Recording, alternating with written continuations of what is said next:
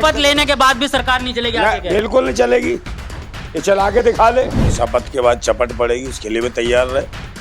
जो चपट पड़ने वाली है और लेन दो इसको शपथ। ये बहुमत साबित नहीं कर पाएगा लोकसभा में, देखना। दिल्ली तो सारी जो है ना ईवीएम मशीनों पे कब्जा किया इन्होंने। राम का अपमान किया इस आदमी ने और खुद कहता मैं विष्णु का अवतार।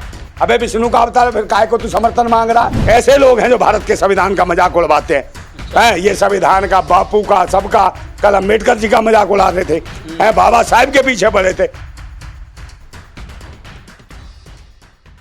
आदाब दोस्तों, मैं आपके साथ जफर सिद्दीकी, आप देख रहे हैं टाइम्स एक्सप्रेस। जिस तरीके से कुछ ही घंटे का वक्त बचा है और अब जो है शपथ ग्रहण समारोह होने जा रहा है, यानी कि प्रधानमंत्री मोदी तीसरी बार शपथ ग्रहण में शामिल हो रहे हैं, यानी कि शपथ लेंगे और आज से जो है वो कार्यकाल संभालेंगे तीसरी बार। तो एक बड़ी जीत बताई जा रही है, कहा जा रहा है कि जो है प्रचंड जीत हुई है। पूरे मुद्दे पर बातचीत कर लेते हैं। हमारे साथ क्रांतिकारी नंदर भाई नंदा है। लगातार आप लोग विरोध कर रहे थे कि मोदी इस बार शपथ नहीं लेगा, लेकिन शपथ का वक्त आ चुका। हाँ, तो शपथ के बाद चपट पड़ेगी, उसके लिए भी तैयार रहे।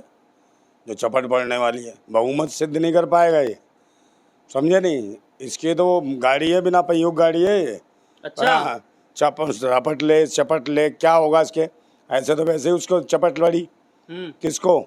कंगना को चपट पड़ी ना, ऐसे ही भी चपट पड़ेगा। मतलब आप खुश है महिला का पानी? अरे भाई, बरसात का पानी पड़ने से पहले सरकार रपट जाएगी। बोर्ड लग रहा है प्रचंड जीत हुई है। काहे का बोर्ड लग रहे हैं पूरी दिल्ली भर में? कहीं नहीं चंड जीत हुई है। चंड मुंड लुंड क्या है ये? कुछ भी नहीं चंड मुंड लुंड। ये तो झुंड इसके पीछे पड़ने वाले, नोच के खाएगा भी। मनोज तिवारी का भी बोर्ड लगा हुआ है कि भारी बहुमत से जीत हुई है। मनोज तिवारी वो तो बीमारी है, भारी वो सब जान रहे हैं। मोदी कह गए धरा काहे का तेरा भारी बहुमत है?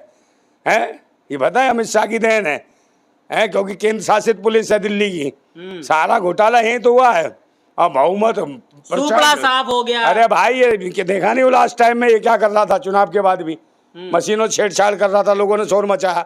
दिल्ली तो सारी जो है ना ईवीएम मशीनों पे कब्जा किया इन्होंने। अच्छा, हाँ, वो करा। और अमित शाह जो था वैसे गृह मंत्री था, जहाँ केंद्र शासित राज्य थे वहां पर सब जगह इसने घपला कराओ। देखो भाजपा जिताई है किसने? इसी ने, अमित शाह ने। बात बताइए नंदा भाई, देखिए लॉजिकल बात करते हैं हम कि मतलब अगर घोटाला हुआ तो 400 सीटें ला सकते थे।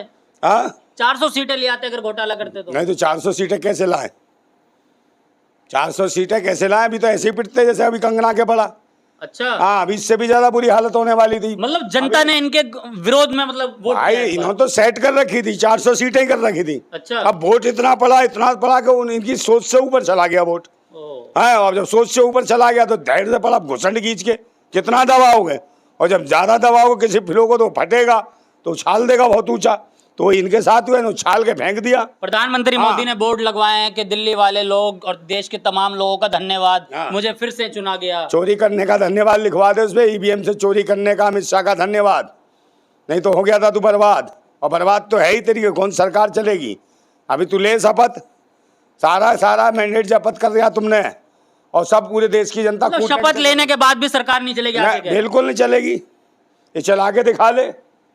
सब बैठे हुए कैमरे पर आप इतनी बड़ी बात बोल रहे हैं। अरे कैमरे पे ये भाई कहता मैं वो हूँ विष्णु का अवतार। ये विष्णु का अवतार है, राम को लाया। हाँ, ये राम को ले आया अयोध्या से, लेकिन साफ हो गई एक दुख। और वो जो लक्ष्मी की अवतार थी उसके चपेट बड़ी खींच के, समझे? ये विष्णु का, वो लक्ष्मी की, और ये प्रकट हो रहे हैं। सबके सब प्रकट होते हैं। एक राम तो जीते हैं ना जो मेरठ से चुनाव लड़े। अरे उसे जिताया, बड़ी मुश्किल से जिताया, और रो रहा था वो। अच्छा, हाँ, रो रहा था बुरी तरीके से। उसके वो क्या लास्ट टाइम गिनती बंद करा दी उसकी, और सुबह से हार रहा था वो। जबरदस्ती उसको जिताया है डीएम ने, और जबरदस्ती जिताया के उसको डर के मारे जिताया कि बगल आगे जाके देखो सीट, कहले यार रावण जीत गया, ये तो राम हार रहा है। तुमने कहा यार बड़ी बेइज्जती हो जाएगी, इसको जिताओ। और वो भी रो रहा था वहाँ, समझे नहीं? तो वो भी, उसे भी जिताया है इन्होंने, जबरदस्ती जिताया। अच्छा, जो जो मैं ऐसे कह सकता हूँ कि जो कमजोर सरकार है, जो दोनों हाथ जो है दूसरे के कंधों पर रखकर शपथ ग्रहण की तैयारी कर रही है, वहीं दोनों तरफ मांगे इस तरीके की है, यानी कि अलग नजर आ रही है। जहां एक तरफ प्रधानमंत्री नरेंद्र मोदी जो है वो अग्निवीर योजना लेकर आए, अपनी पीठ थपथपा रहे थे, कह रहे थे कि मतलब हम बहुत बड़ी योजना लाए। वहीं उसकी आलोचना कर रही है वो एनडीए वाले, वो कह रहे हैं कि हम उस पर बात करने के लिए कह रहे हैं। नहीं, वो तो क्या लग रहा है भाई, नीतीश कुमार मानने को तैयार नहीं जी। वो कह रहा है इसको हटाओ अग्निवीर को। यूसीसी पे भी बोल रहे हैं कि यूसीसी भाई उत्तराखंड पता नहीं कहाँ लागू कर रहे थे, उत्तराखंड में लागू, पूरे देश के लोग नाराज हैं। उधर वो कह रहा है भाई उसे वो आरक्षण देगा मुसलमानों को। हाँ, 4%। और ये मुसलमानों का विरोधी मोदी, समझे? तो ये कैसे पटेगी इनकी? तो ये वो आदमी है, मैं कह तो रहा हूँ, इसको कोई देश का आदमी इसको पसंद नहीं कर रहा। फिर कैसे प्रधानमंत्री बन रहे हैं तीसरी कोई बार? नहीं, वो जो दलाल भी इसके साथ आ रहे हैं दूसरी पार्टियों के, उनका भी बुरा वक्त आ गया है। आप आंध्रा में देखो ना, आंध्रा में चिल्ला रहे हैं लोग इसको। चंद्रबाबू नायडू कह रहे हो बेशरम, तेरे को नहीं वोट दिए थे हमने, मैं मोदी को नहीं दिए। मोदी के खिलाफ मोदी के खिलाफ वहाँ कितने पुतले फूंक रहे हैं, चंद्रबाबू नायडू को फूंक रहे हैं, समझे? बाबू बाबू कह ले, बाबू ने अब की बात तेरा चाबुक बना देंगे। आंध्र प्रदेश की जनता कह रही है इसको मत दे, ये पूरा देश पी चुका है, ये लुटेरा है, और लुटेरे के साथ तू भी जा रहा कटोरा लेके, क्या लेगा? और उधर नीतीश कुमार तो पहले ही कह देगा भाई इसके साथ जो बनाएगा परेशान रहेगा एंड तक, और जिसकी पार्टी इसके साथ आ जाए उसको खत्म कर देगा। राम का अपमान किया इस आदमी ने, और खुद कहता मैं विष्णु का अवतार। अबे विष्णु का अवतार फिर काय को तू समर्थन मांग रहा? प्रकट कर दे, चमका ले, तू तो वैसे ही आ जाना चाहिए। और प्रकट हो रहा है, कहाँ पे प्रकट हो रहा है बता भाई, कहाँ प्रकट होके निकला ना भाई? आज जिस तरीके से शपथ ग्रहण समारोह है, आज सुबह से प्रधानमंत्री की तस्वीर लगातार मीडिया पर आ रही है। आज वो राष्ट्रपिता महात्मा गांधी की जो है समाधि पर गए, वहां उन्होंने जो है नमन किया, फूल चढ़ाए। क्यों गया ये प्रधानमंत्री गए काय के लिए गया?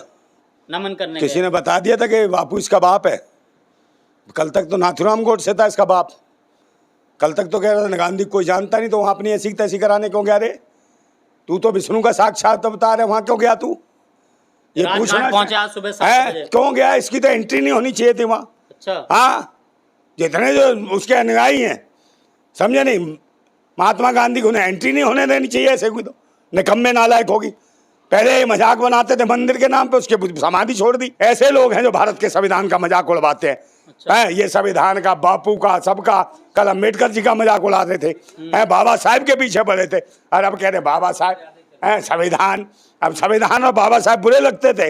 ये देखो इतने नौटंकीबाज, इतने हरामखोर, इतने भेड़िए, इतने भैंसी, इतने दरिंदे, इतने कपटी, इतने चोर, इतने डकैत, इतने आतंकवादी ये खुद हैं, समझे नहीं? राम भी दुखी हो गए। राम ने कहा मत जाना अब, है ना काशी, ना मथुरा और ना अयोध्या, समझे? जो अयोध्या गए थे ना, जब तो ये जाने वाला है यहाँ से, और लेन दो इसको शपथ।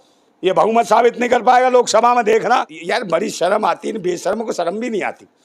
कह रहा कोई गांधी को फिर का अपनी ऐसी तैसी कराने गया था है बे बेशरम है, कम से कम आईना तो दिखा दिया करो इसको, है कितना। ये तो मैं कह रहा हूँ किसी कीड़े मकोड़े से ही बेकार है।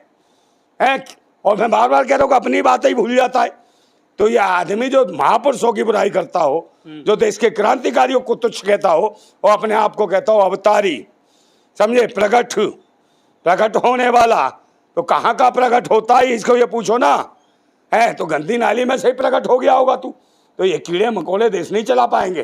देश को चलाइए देश के क्रांतिकारी राष्ट्रभक्त लोग चाहिए, जो राजगुरु सुखदेव, भगत सिंह, अशफाकुल्ला खान, चंद्रशेखर आजाद, और तुम्हारे नेताजी सुभाष चंद्र और बाबा भीमराव अम्बेडकर के जो संविधान में आस्था रखते हैं, वही लोग शासन चला सकते हैं। अन्यथा ये क्या चलाएंगे? गुजरात के होके गांधी का ही मजाक उड़ाते हैं और उसकी समाधि पे जाते हैं। बेशरम मरता क्यों नहीं है? बेशरम तू। बहुत बहुत शुक्रिया। देखिए नंदा भाई हमारे साथ थे, तमाम सवालों के जवाब दिए। इन्होंने कहा कि अगर आज शपथ ग्रहण हो जाती है, उसके बाद भी जो है ये फ्लोर टेस्ट पास नहीं कर पाएंगे। क्या कुछ होगा, आप इनकी बातों से कितना सहमत, अपनी राय जरूर दे। देखते रहिए टाइम्स एक्सप्रेस।